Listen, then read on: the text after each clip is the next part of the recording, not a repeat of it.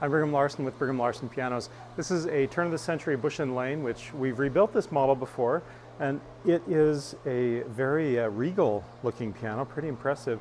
They did manufacture quite a few of them because I've seen. I think we've rebuilt at least two of them before, and they tend to be.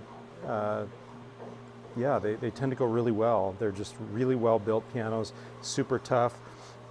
Everything about the exterior seems to be reflected on the inside. And my wife, before we started making this video, she saw a 3D printing opportunity. If you haven't watched our videos, you've missed a lot of 3D printing that we're doing. So one application of 3D printing is this kind of specialty carving that a lot of these turn-of-the-century pianos did. I'll bring the camera around here. You can see there's one missing here. And so for a lot of that specialty stuff, we end up 3D printing, putting it on, and then just kind of blending it in, making it look like, like it never was missing in the first place. Which, without 3D printing, you simply can't duplicate something so ornate. Okay, let's check out the inside.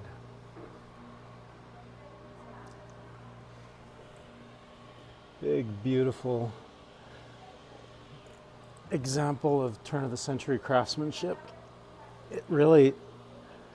Pianos really take so many different disciplines and combine it into one. Woodworking, metalworking, music, engineering.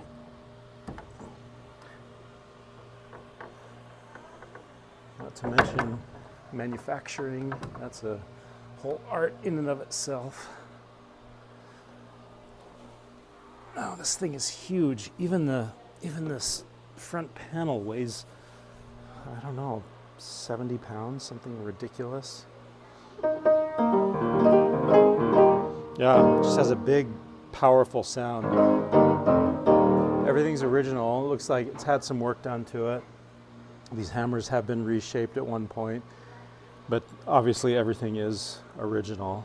So it hasn't had significant work. It's just had kind of minor maintenance work here and there. You can kind of get a hint somewhat of the original finish there, but even that finish is cracked. If you look very closely, you can see the alligator skin looking stuff. It's more obvious here.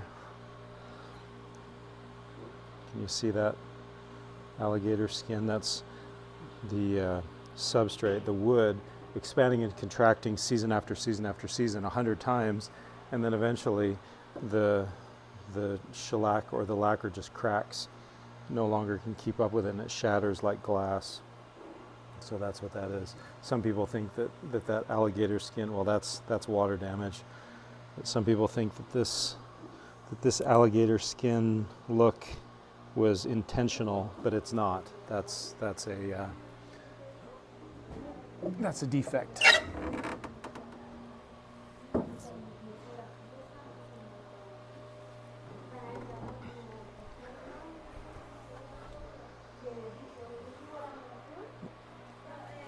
Built in Chicago, which I grew up in Chicago.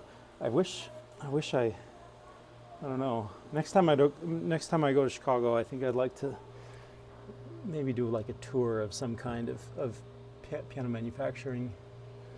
Oh, this is interesting. Oh, what do they have going on here? This is crazy.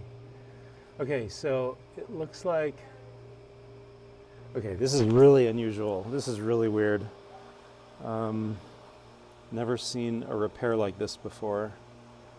Get my flashlight out to point this out. This is someone's very creative repair, and it looks like it was reasonably well executed, but it is just a repair.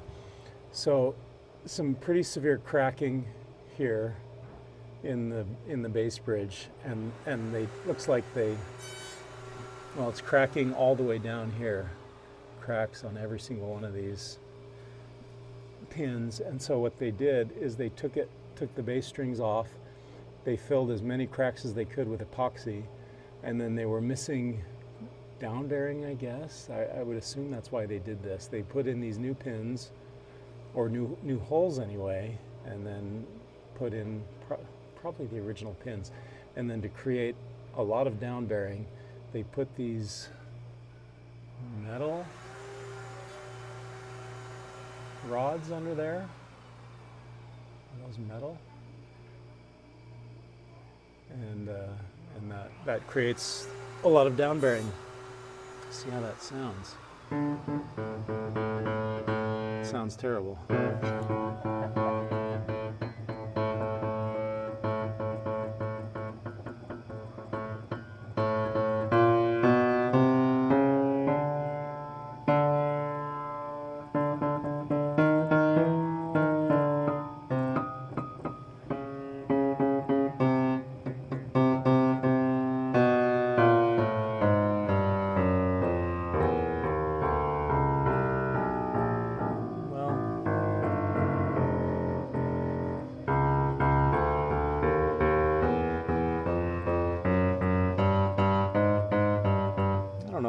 Maybe not terrible.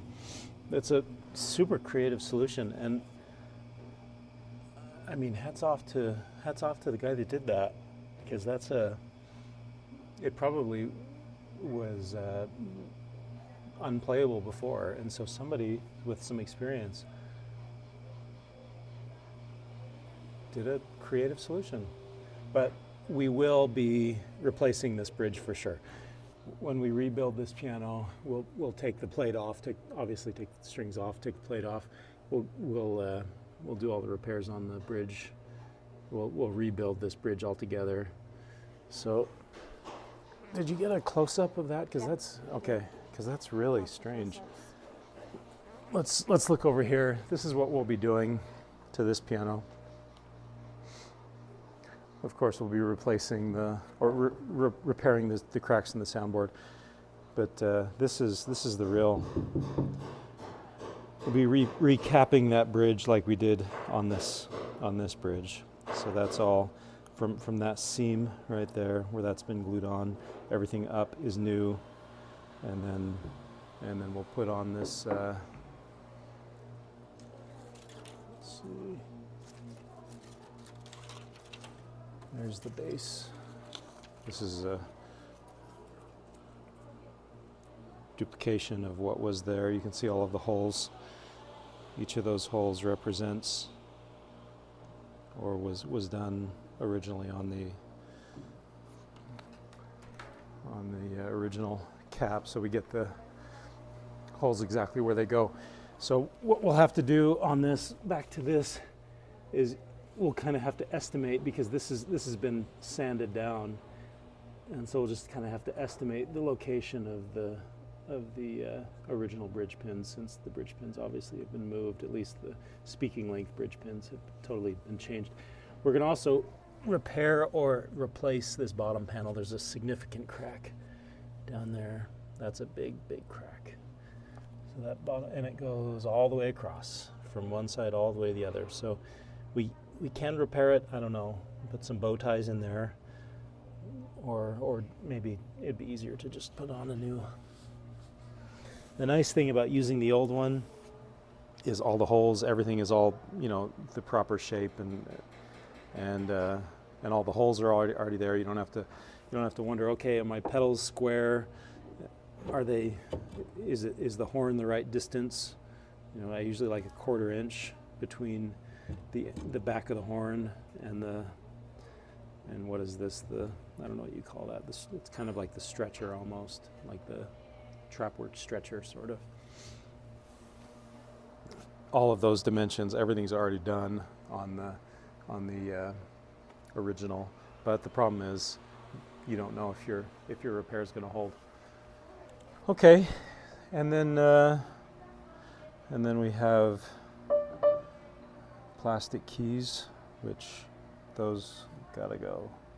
Those are pretty ugly. I'm assuming it was probably originally ivory. Yeah, that's a cheap.